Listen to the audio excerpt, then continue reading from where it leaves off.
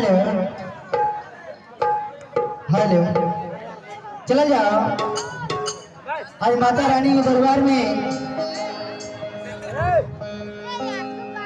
नया नया कलाकार आज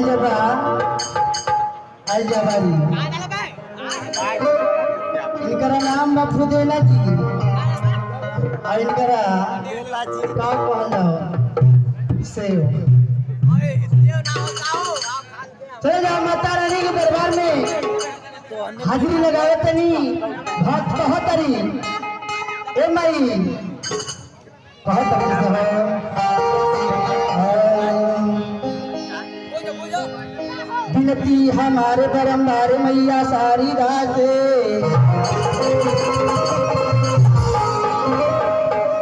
बिनती हमारे बरम्बार मैया सारी रात ममता के प्यारे एक बार खिलाई ना और वीरों के तारे से संसार सारा गुंजत है आज ये ठोया ज्ञान आज दिया ना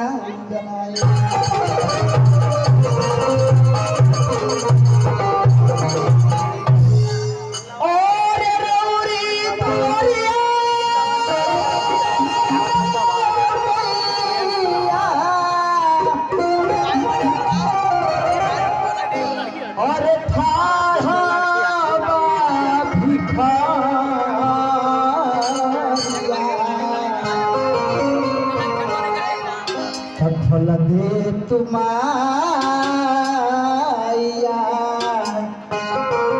और दया के हो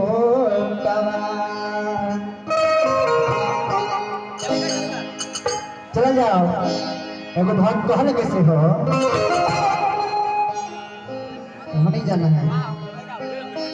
अतसर के सरिता सरस्वती मैया और हम हाथ जोड़ा अतसर के सरिता सरस्वती मैया और हम हाथ जोड़ा सभा बीच के मैया और रखलई जात पानी मैया सा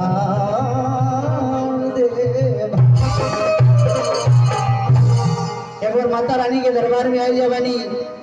माता लोग बहन लोग चाचा लोग चाची लोग एकर भाई लोग और वहू कर से कमेटी हम कहतनी कि एक बार माता रानी के दरबार में आई जवानी तो तनी एगो हाजिरी लगा ली सच्चे दरबार की और माता रानी हम दे दी है का थोड़ा ऊपर हाथ उठा के थोड़ा जयकारी बोलिए सच्चे दरबार की। क्या बात है सर के सरिता सरस्वती मैया और हम हाथ जोड़ा अत सभा बीच आके मैया अत सभा बीच आके मैया अत सभा बीच आके मैया अरे रखलई जत पानी